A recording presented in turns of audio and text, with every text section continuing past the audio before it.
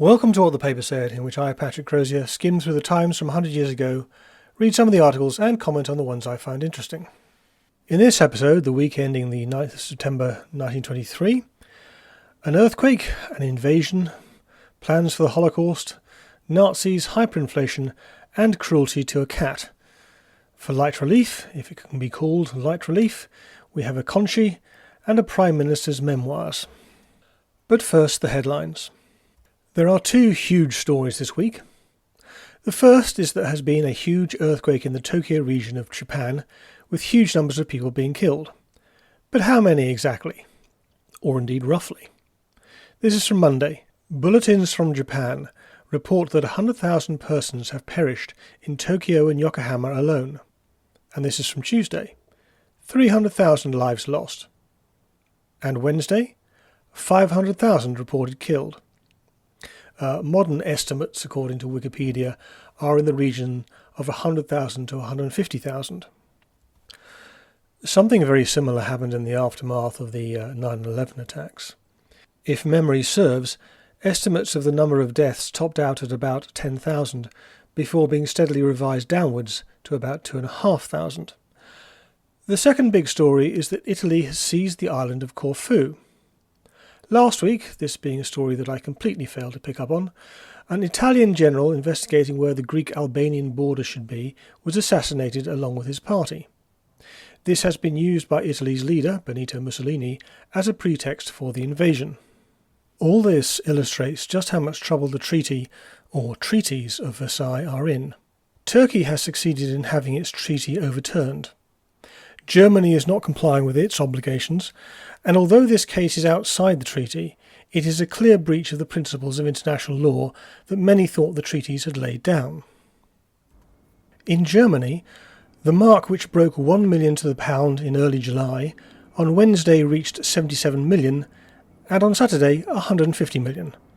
Or to put it another way, it has lost 99% of its value in 2 months. Last week I mentioned how the Poplar Board of Guardians was subsidising the dock strike by paying strike pay.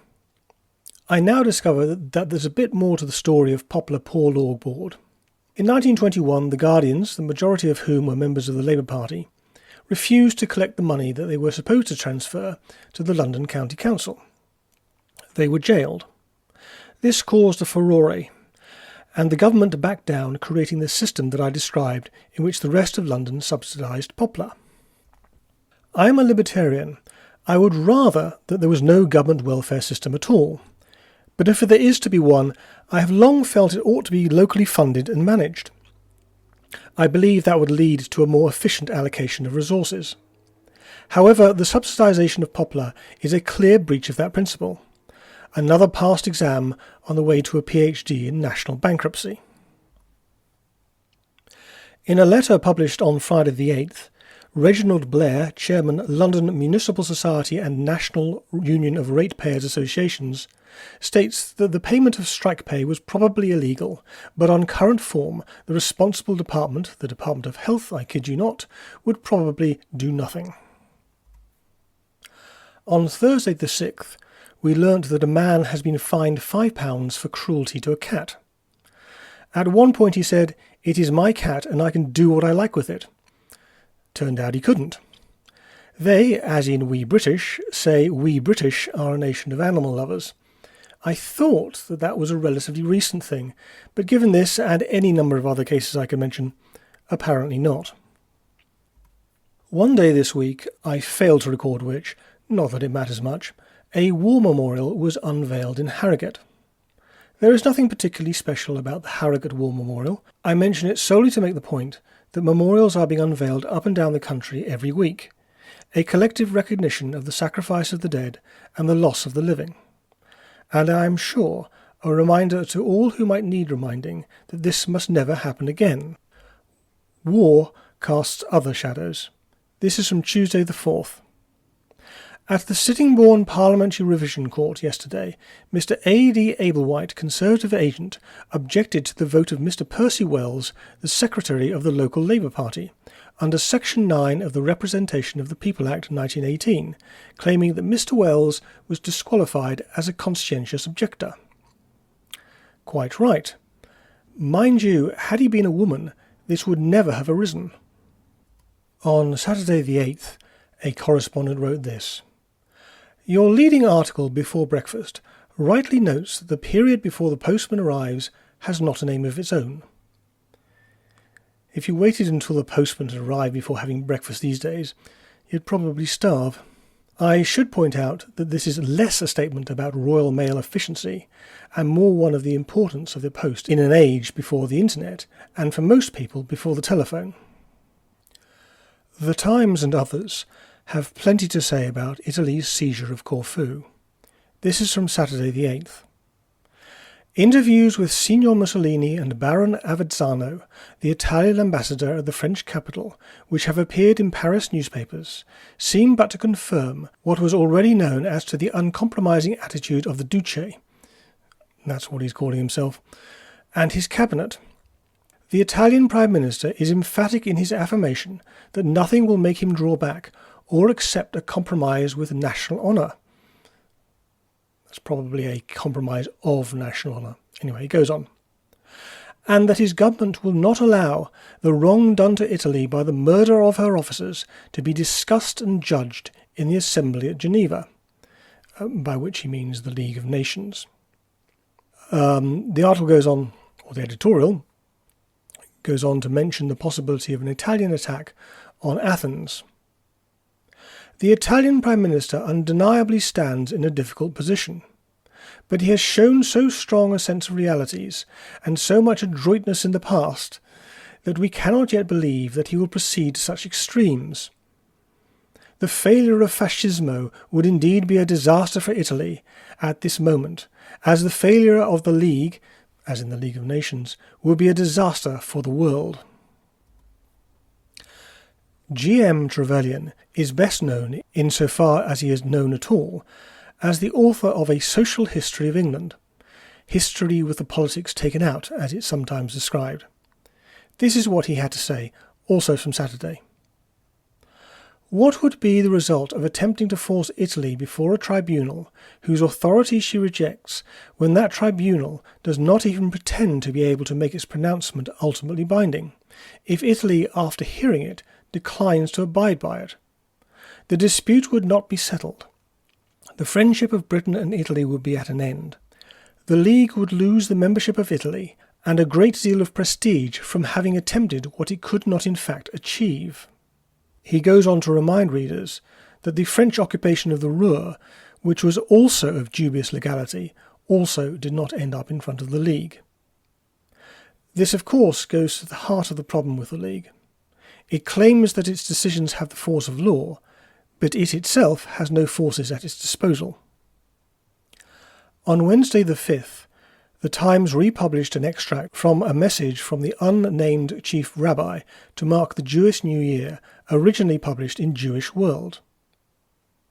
A world that was nearly destroyed by hate is seeking to save itself by hate, and Israel, I think he means the Jewish race, not the state, is the greatest sufferer in these distracted days. The forces of reaction and race hatred everywhere have joined hands in the unholy work of reviling and slandering the Jew. We are back once more in the Dark Ages.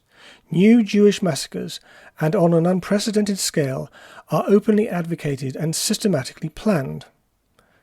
So who might be doing this planning? Russian monarchists.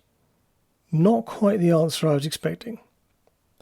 Russian monarchists declare that in the event of their regaining power, they will slaughter every Jewish man, woman and child in that land.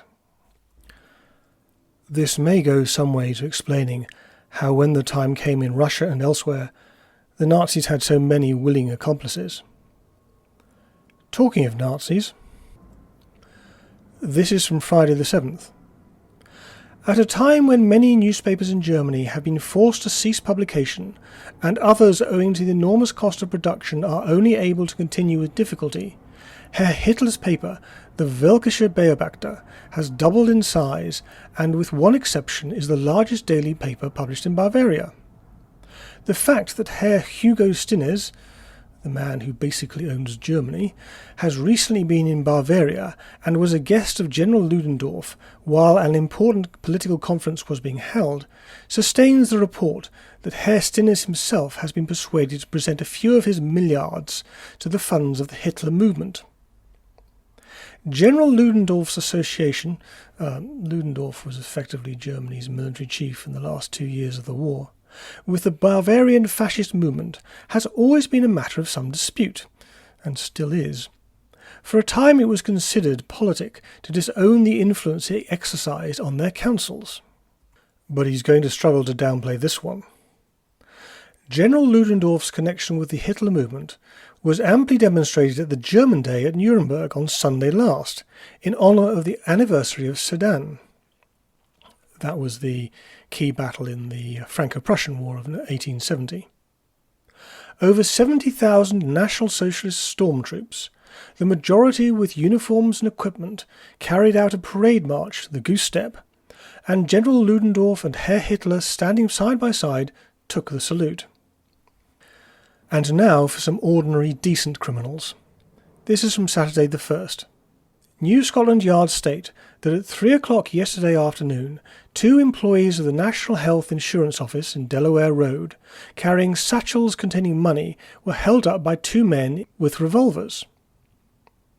National insurance was a tax introduced before the war. In return, the taxpayers were entitled to GP services, old age pensions and the dole. Your occasional reminder that the welfare state did not begin in the late 1940s. It goes on. The 2 officials had been to the bank for money to pay the wages of the staff at the accounting section of the National Health Insurance Commission in Delaware Road, Maida Vale. Wages were often paid in cash in those days. It goes on. 3 men who were standing near a motor car appeared to have been waiting for them when they arrived in Delaware Road in a taxicab. As the clerks alighted, 2 of these men came forward and, presenting revolvers, called out, "Hands up!" One of the men then made a grab at an attaché case carried by a clerk, and with this the 2 men made off down Delaware Road. They were pursued by the 2 officials, and others joined in the chase. The men dashed down Warwick Avenue and turned into Formosa Street. There they doubled back into a narrow passage, El Natha Mews. A number of people had by this time joined in the chase, and a few yards down the mews the 2 fugitives decided to stand at bay. The pursuers closed in on the 2 men, who pointed their revolvers and threatened to shoot anyone who approached. One of the fugitives, by threatening the crowd with his revolver, managed to work his way back into Formosa Street, where he escaped. The other, who had the attaché case, tried to get away in a motor car, but was surrounded and caught. Would a crowd be so brave today?